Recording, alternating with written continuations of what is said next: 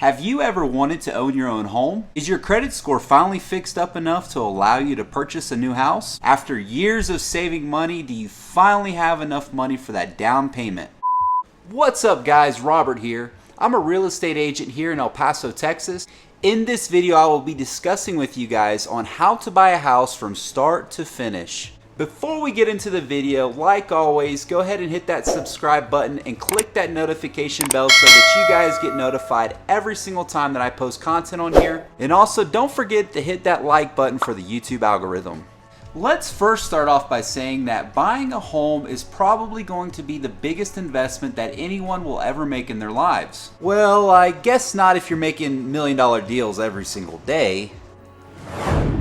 $100 billion. Gentlemen. The process of buying a home can be stressful for many people, but it's important to note that every situation is different. Every buyer deals with each step of the home buying process differently. And this really depends on the terms of the contract and the situation. But the basic outline stays the same normally. So let's go ahead and get into the basic process of buying a home start to finish. The first step of buying a home is going to be the pre-approval process. This is where you're going to want to meet with the lender to actually see how much a bank is willing to give you to buy a home. If you need help finding a lender, I would say Google is typically a good place to start. Or you could just call a bunch of real estate agents and see if they have any recommendations for lenders in the area.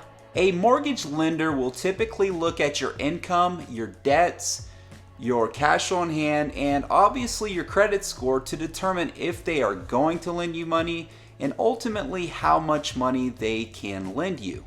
Once a lender determines whether or not they're going to lend you any money, they will ultimately give you a denial letter or they will give you what's called a pre-approval letter. The pre-approval letter will state the maximum amount of money the lender is willing to loan you. Once you have the pre-approval letter in your hand, it's now time to select a real estate agent. Having a real estate agent will ultimately give you access to view every single available house that's in your market. And that agent will also write contracts and do negotiations on your behalf.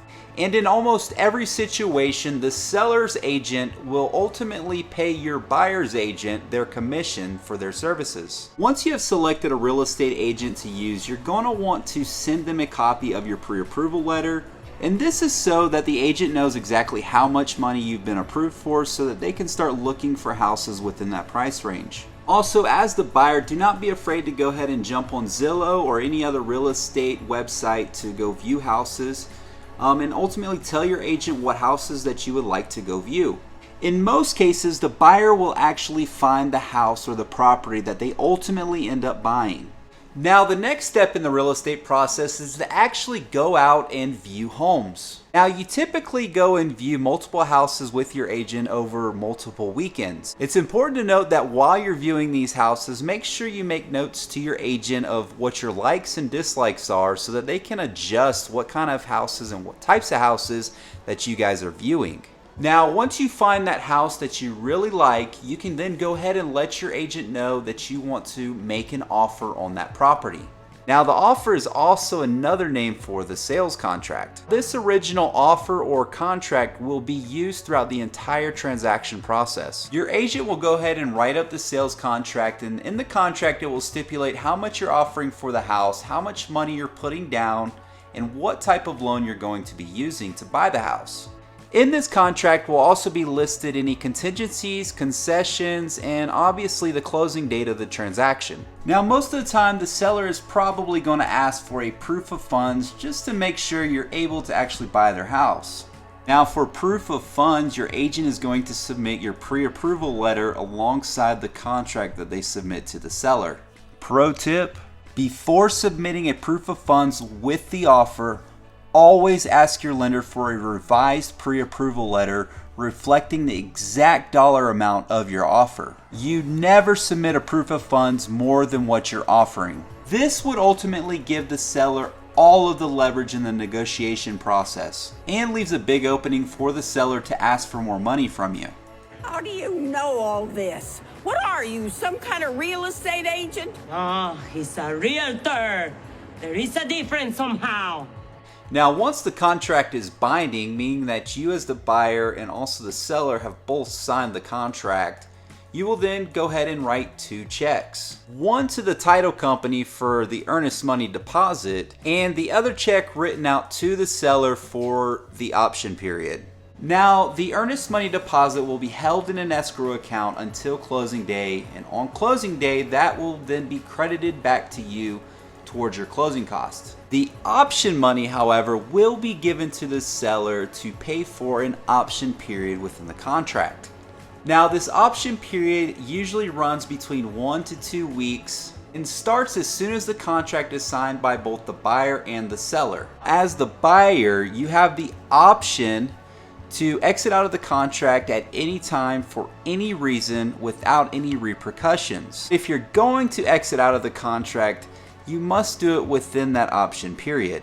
Now, while you're in this option period, you're going to want to get a home inspection done. This will be a company that you will be paying for to come out and inspect the home.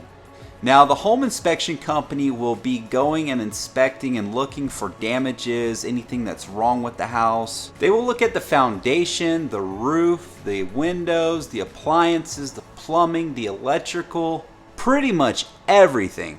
Now, if any major issues or damages arise throughout the inspection process, you can then ask the seller to either fix those, or you can ask for money back to compensate for those repairs. Now, if you're going to be asking for money back to compensate for repairs, this is most likely going to reflect within the sales price of the house. Once the option period is done and over with, this is usually the time where the lender, the title company, and the seller go ahead and tie up loose ends. The title company will be looking in to see if there's any judgments or liens against the property that you're buying. The seller will be making any repairs that you had requested them to make, and also they will be moving out. And during this time, your lender is going to order an appraisal be done on the property. This is to make sure that they're not lending you more money than what the house is actually worth. They will also run your credit score one final time to make sure there hasn't been any changes in your credit score since the pre-approval process, and look into your bank account to make sure you still have money for the down payment. At around 1 to 2 weeks before closing, you as the buyer are going to turn on and transfer all of the utilities into your name. And this includes water, gas, and electricity. The day before you close or on closing day, you're going to do what's called a final walkthrough of the property. You will literally walk through the entire property or the house with your real estate agent. One thing that you're going to be looking for is that all the repairs that were stipulated in the contract have been made by the seller. And most importantly, that no new damages have occurred since the seller has moved out of the property. After completing the final walkthrough with your real estate agent, you're finally ready to close out the real estate transaction. Now we are finally at closing day, ready to close on the property. Before attending the closing day appointment, your agent or the title company will let you know exactly how much money you are supposed to bring to the closing table. Remember, in a real estate transaction, you not only pay just the down payment for the house or the property, you're also going to have to pay other fees that are involved with conducting a real estate transaction. Now, I recently made a video talking about closing costs and all the money that goes into closing a real estate transaction, and I'll go ahead and put that video right up here. Go ahead and check that out, watch that video. It'll give you a little bit more in-depth insight as to what you're going to be paying whenever you're closing out a real estate transaction. So before showing up at the appointment, you're going to want to go to your bank and you're going to ask your bank for a cashier's check. Not a personal check, but it's going to be a cashier's check. That cashier's check will be made out to the title company or whoever is handling your transaction, and it will be made out for an amount that the title company or your agent had told you to bring to the closing table. Once you get to the closing table, you're going to sign a ridiculous amount of paperwork. That packet is literally yay thick. Once you're finally finished signing all of that paperwork, you're then going to give your cashier's check that you got from your bank and give it to the title company. Once you have signed all of the paperwork and you've handed over the cashier's check to the title company, that is about all that you have to do on your end of the deal. At this time, the title company will then have the seller come in and sign over their rights to the property over to you, and then work with your lender to go ahead and fund the seller for the sale of the property. Once the transaction has funded and the seller has the check in his hand, you will then be given keys to the property. Now, you'll be given keys either the same day or the next day, depending on when the transaction funds.